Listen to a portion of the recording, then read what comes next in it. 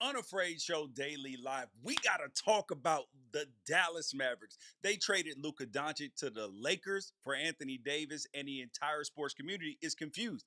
I got the answers for you. Yes, some of the players knew, despite what they will sit up there and try to tell you. And we got to talk about why the country music community hates Beyonce in country music, and really, like, why are they mad at black folks getting into country music when we are one of the people who created country music? And the Chiefs, they're the most they're the most hated sports team. Conspiracy theory, everybody favoring them, but why it is okay to root for them in the Super Bowl. And you got Myles Garrett asking for a trade from the Cleveland Browns and why they should honor that in his request up here on Unafraid Show. And you guys make sure that you guys like, subscribe, get notifications, tell a friend about the show. Let's get to it.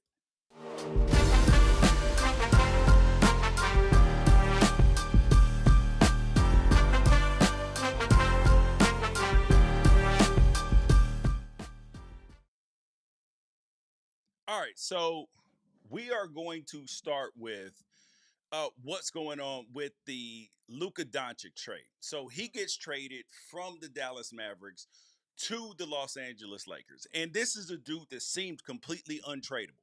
And if we go back to last week, here on Unafraid Show Daily Live, I gave you the answers to the test already that the NBA teams, they are pushing back on their players.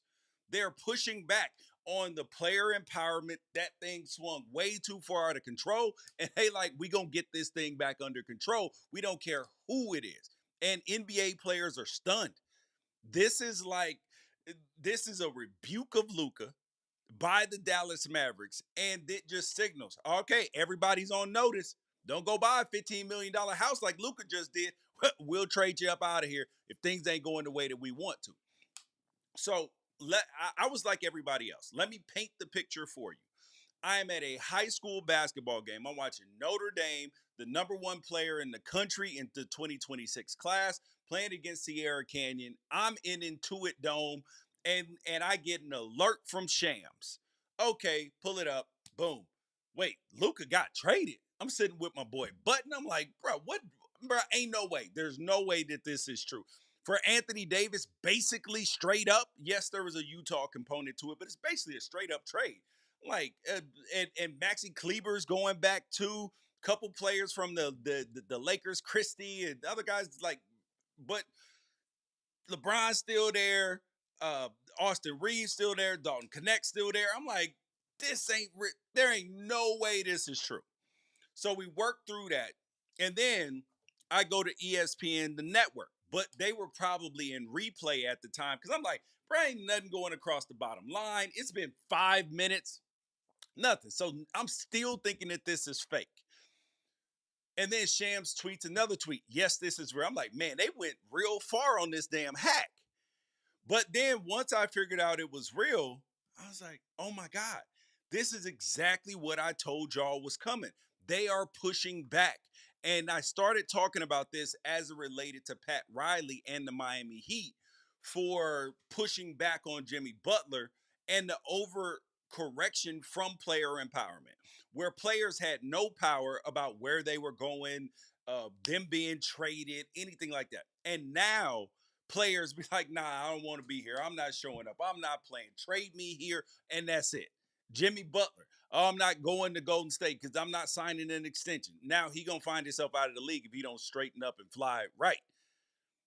And the owners are pushing back. They started with the 65 game rule about making the All NBA teams MVPs and everything. So they push back there. But this right here with Luka, this was the ultimate example of a franchise exercising its power.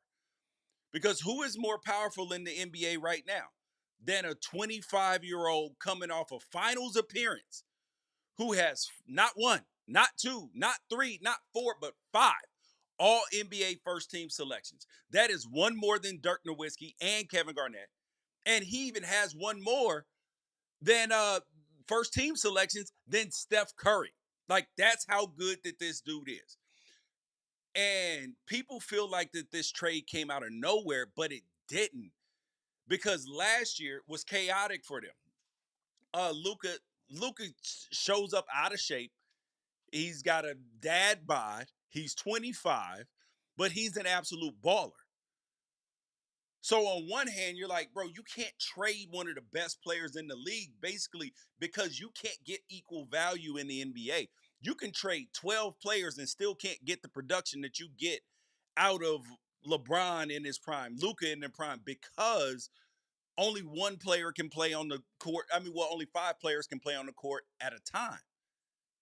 So we go back to in the final, well, when the Mavs made the finals, and you had Michael Finley come out and take the beer out of Luka's hands when he was talking to his pops.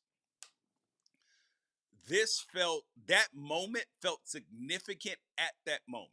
And then when you think about Brian Windhorst calling him out after game 3, the organization, and rightfully so, because I have said this in private and I will say it in public, owners need to push back on some level, because the reciprocal relationship between the fans and the players, the players aren't honoring their contract as a whole, not playing enough games.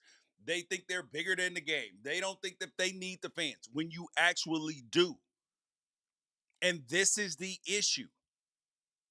And for Luka, the organization is saying, you know what? We don't feel comfortable giving you a 5-year, $345 million contract, which is almost $70 million a year on average. We don't feel comfortable doing that because once that ink dries on the paper, that's fully guaranteed in the NBA for your superstar type players, even though the other players do have some non-guaranteed money and all of that. But for Luka, and at that point in time, you have lost all control. Luka can basically cuss everybody out at work. He can be like, listen, I show up late for team meetings. Yes, you can find me $10,000 here and there. I'm gonna do what I want to do. And mess up your culture. So the Mavericks were like, all right, cool. Let's get out in front of this. So our ownership doesn't feel comfortable. Like, do you realize how damning that is for a franchise that you've been so good with, went to the finals with? Because he was god awful in the finals on defense. On defense, god awful. And I'm a Luka fan, but it was embarrassing to watch. And now the team is saying, so imagine what's been going on behind the scenes in terms of his workouts, his staying in shape, his cardio, his eating, because he's been in and out of the lineup with soft tissue injuries. And yes, he's been really good, but if you do not take care of your body's going to give out on you at some point in time. That's what's going to happen. And they're like, maybe we only got 2-3 more years of good work out of him. And then we gonna owe him 70 million, a fat guy, 75, $70 million a year. Yeah, how about no? And this trade was so blockbuster and monumental because I was trying to equate it, and people have tried to equate it to other sports. So here's the best that I could come up with. I said in the NFL, because Anthony Davis, and people acting like he's a slouch in this. We're talking about one of the 75 greatest players of all time, a perennial defensive first teamer, dude who can score. He's averaging 26, 28 points a game right now. The dude's a baller. So like, let's not act like he's not a generational talent too, right? He's like Wemby 1.0 essentially, and then Wemby that we see now is Wemby 2.0. Like that's what Anthony Davis is, but he just ain't as good as Wemby, or the potential's different. So an NFL comp to this would be Joe Burrow, who is he Patrick Mahomes? No. But is he really damn good? Exactly. That's why the comp works, because Joe Burrow is super good. But team ain't always having the type of success that you want to have. But you look at him and you're like, dude's an absolute baller. And this probably ain't his fault. So it would be like trading him for Defensive Player of the Year, TJ Watt. Because TJ Watt's a baller. He's a Hall of Famer, generational player, all of those things. But he just doesn't quite matter the same amount that Joe Burrow does. I thought that was a good comp. Now in college football, And before you sit here and act like, oh, George, you and Ralph were just on here questioning whether Arch Manning is it. I'm telling you, Arch Manning for Caleb Downs. That's what this would be like. If you're Texas, do you think Caleb Downs is a ridiculously good player, an All American, Thorpe Award finalist, Thorpe Award, yeah, all sorts of awards? Yes. But can he ever be as valuable as a quarterback? Nope. That's that. And in baseball, it would be like trading Paul Skeens for Bobby Witt. That's what it would be like. And I was thinking about this as because I'm a Lakers fan. How did I feel about this? I was shocked, but at the same time, I'm like, this is intriguing because LeBron's getting old. I think that the man has two more, that the 25-26 season is likely his last season. That's the way I feel about it. And we're going to be in a situation where, as a Lakers fan, you need the future. Luka's the future, but also pairing him with LeBron.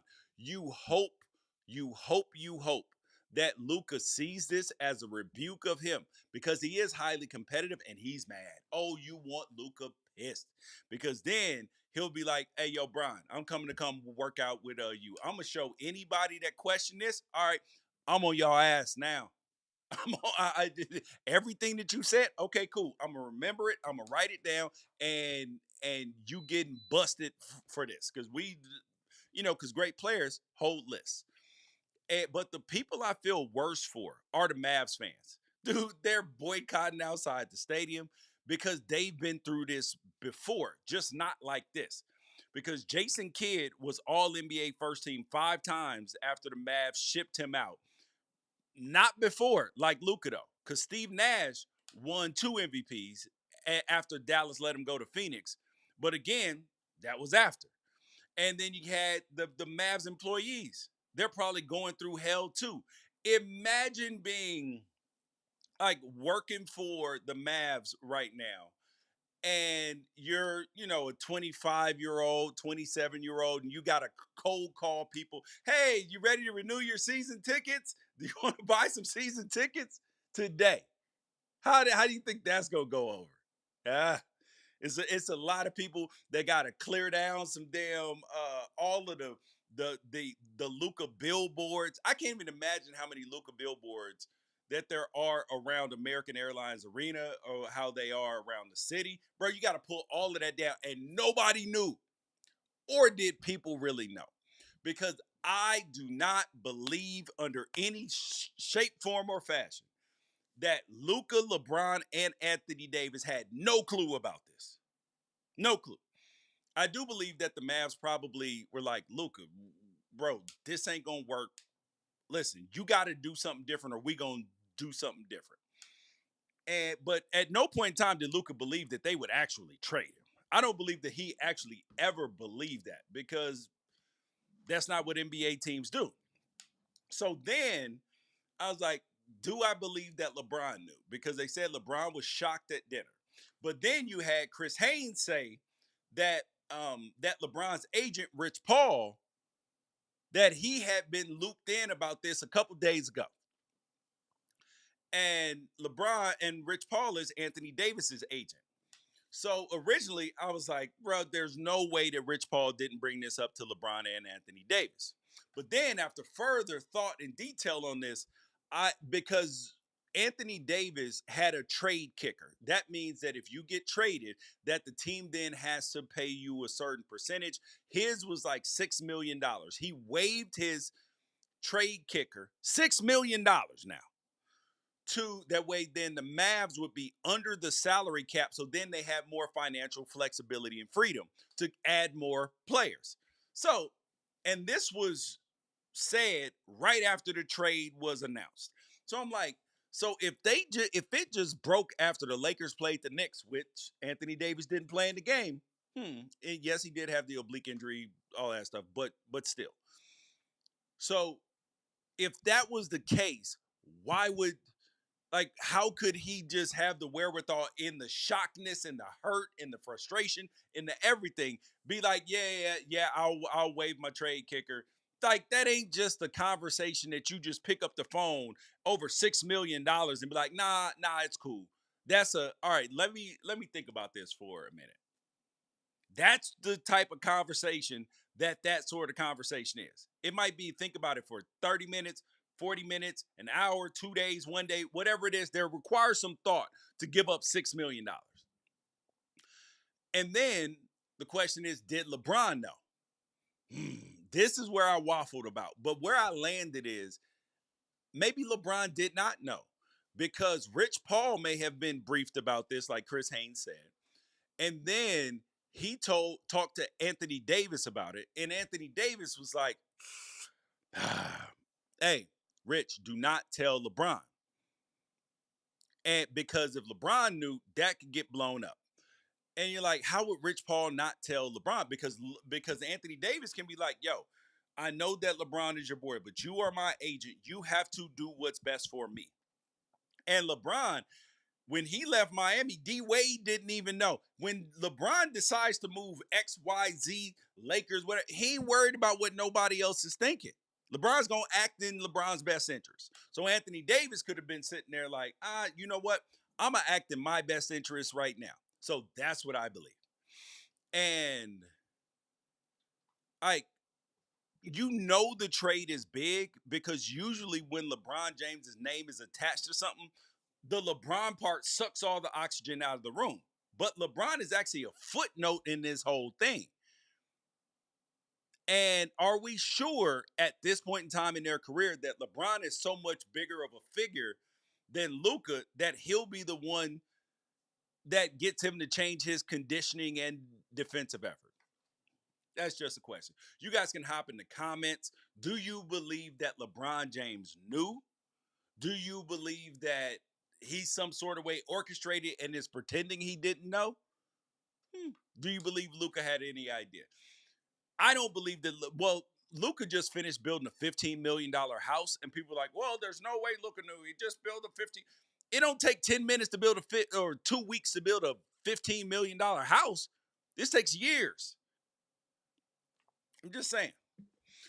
Now on to the next thing that caused the big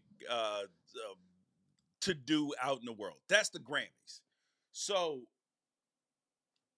there were two things that were notable. There was obviously Beyonce getting the country album, the album of the year for Cowboy Carter. And then there was Kendrick Lamar getting 5 Grammys off a diss track. So we're going to cover both. The first thing, though, there's a sentiment out in the world right now that black folks are culture vulturing country music right now. That they are cosplaying country music, and there is a pushback from the country community who is upset that Beyonce got the country album of the year. There was an incident that happened at the Country Music Awards where the guy who won New Artist of the Year was like, and we didn't need no Shabuzi. Because for some reason, they don't feel comfortable with black folks in country music. Now, and this all started like the pushback against it, even though that there have always been black people in country music, it started with Old Town Road and Lil Nas X, because they were like, listen, I don't care who you got on this song. This ain't a country song because you ain't a country artist. Now, there was something said that I believe wholeheartedly, and that's the idea that genre that you're supposed to stick in your genre. Oh, that's not the genre of music that this person makes. Post Malone makes pop music. Now all of a sudden he's a country artist. Like they didn't bother that. But here's the thing. Genre is a box that is used to stifle creativity because they want you to stay where they're comfortable. And they're like, this is not the Johnny Cash. This is not the way Elvis did it. This is not the way Hank Williams. Give us our country music back. Well, here's the thing. Black folks have been in country music longer than people even fully understand.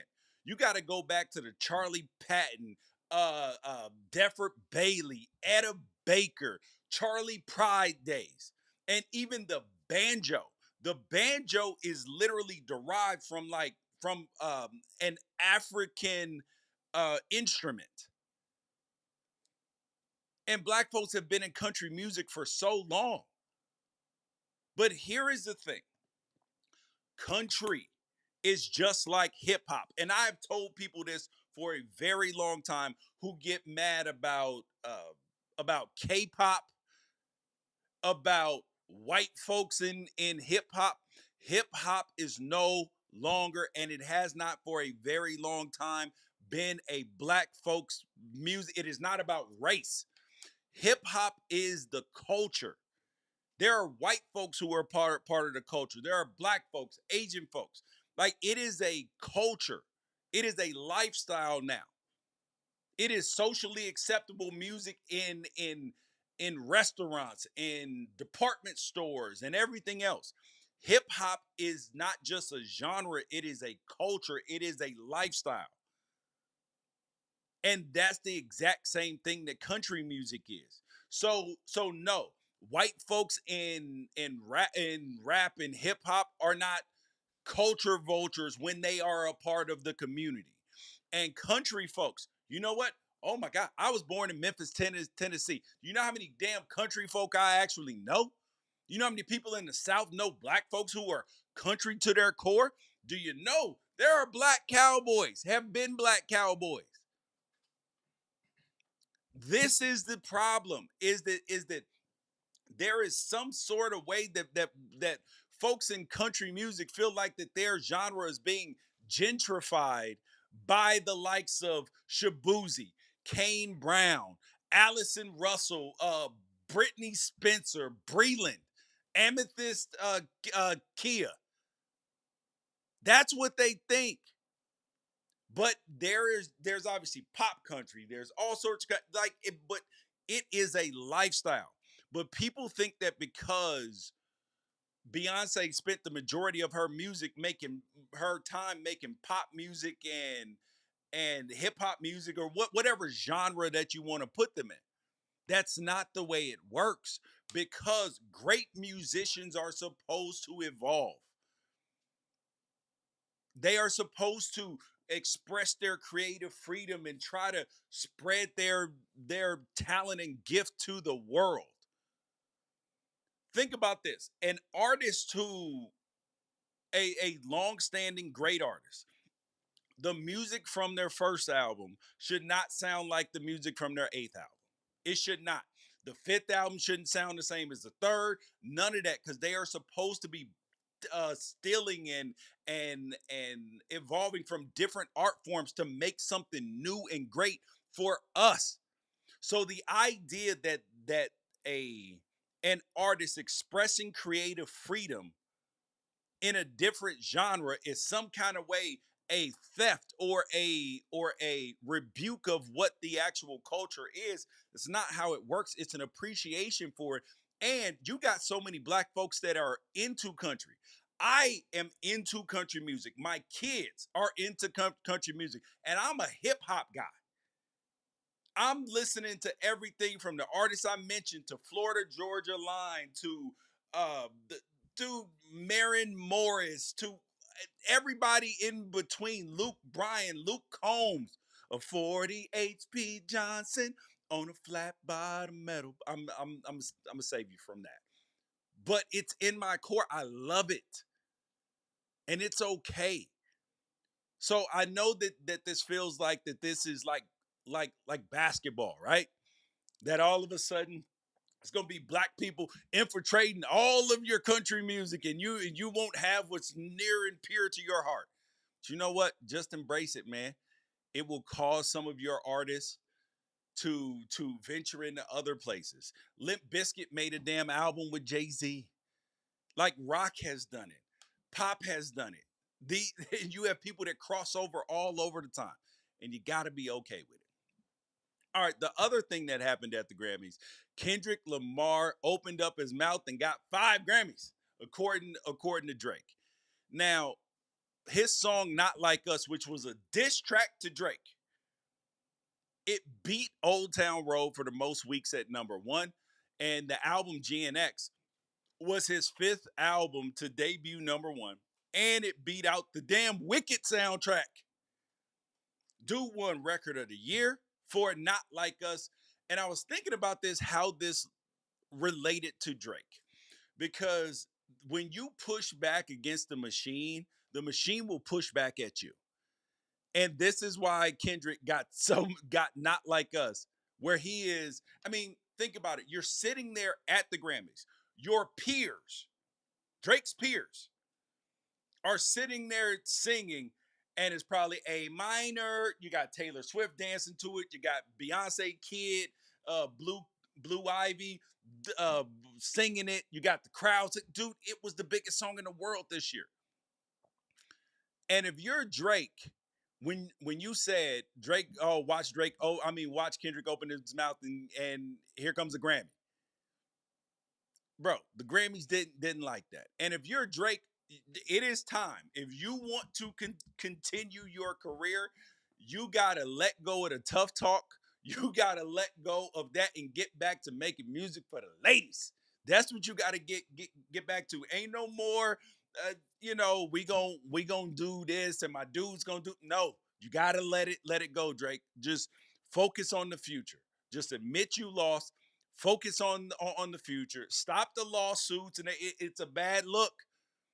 I'm not saying that you are 100% wrong in some of the accusations that you made, but they doing the same thing for you too. You just lost on this one. And that's actually rap. You got to take it on the chin. The same way that you gave it to Meek Mill, the same way that you came at Pusha T, bro, it come back to you. It's all right. It's all right. We all take L's sometimes. All right, the last thing up. Speaking of trades today, Myles Garrett, dude put out a demand after making 6 Pro Bowls in 8 years with the Cleveland Browns.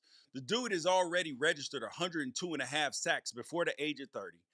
Also managed to go 25 games below 500 in the regular season and play in the Browns' lone playoff win in the last 35 years. So Myles Garrett, in his statement, thanked the city of Cleveland, thanked the people there. I want to stay there, but I'm here to win. Now, his statement said, I didn't come to go to from Cleveland to Canton, as in go to Cleveland and then be a Hall of Famer. He said, I came here to win the Super Bowl.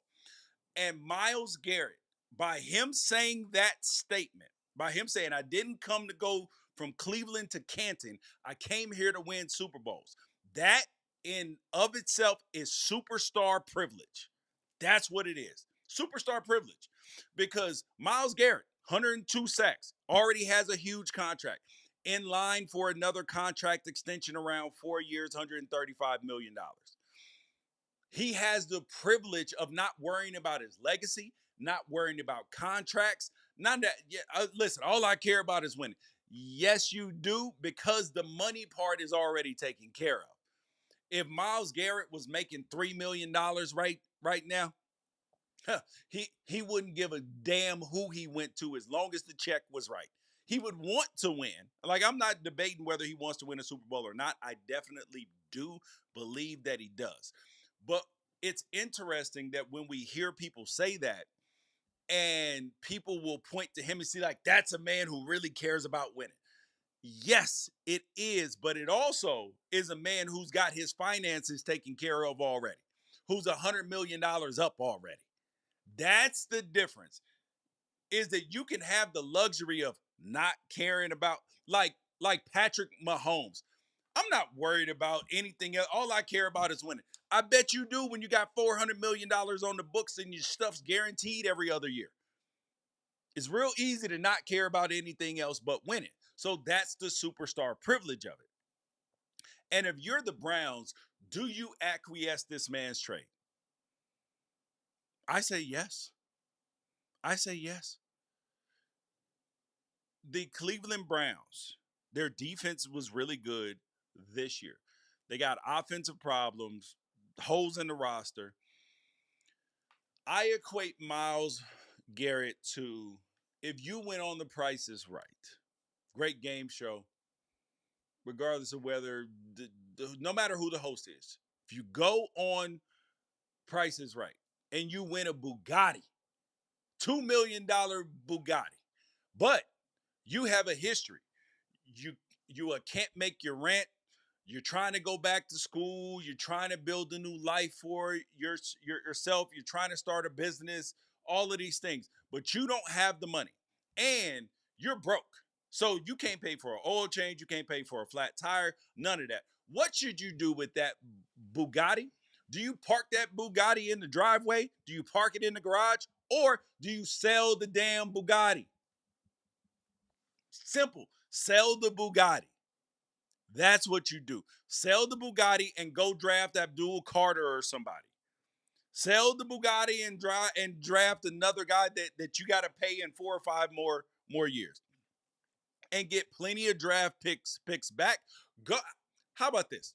You go do what the Oklahoma City Thunder have done and Sam Presti, where they got all of these damn draft picks, but also the best team in the NBA. They didn't used to. People question when they sold Russell Westbrook, when they sold Kevin Durant, when they got rid of Paul George, all of that stuff. Because they were like, we're going to build this from the ground up. We're going to have multiple picks every single year. We can trade them away for later picks and all of that. That's what you do if you're the Cleveland Browns. Start over, sell all your good things, because him under this huge contract don't help you at all in a losing season. He's disgruntled. You're building with an old dude with a young team. It ain't gonna work out well. Sell sell the Bugatti, and you will get a handsome return back. And then build your team back up. I'm just saying. But you guys, this is the Unafraid Show, daily live. Make sure that you like, subscribe, get notifications, tell a friend about the show, and most importantly, share. Peace out. Catch you guys tomorrow for college football, and Wednesday for Unafraid Show Daily Live. Again, all sorts of topics. Make sure you leave a comment. Hit me up on Twitter at George Wrighster, at Unafraid Show, or Instagram or at TikTok, wherever. Peace out.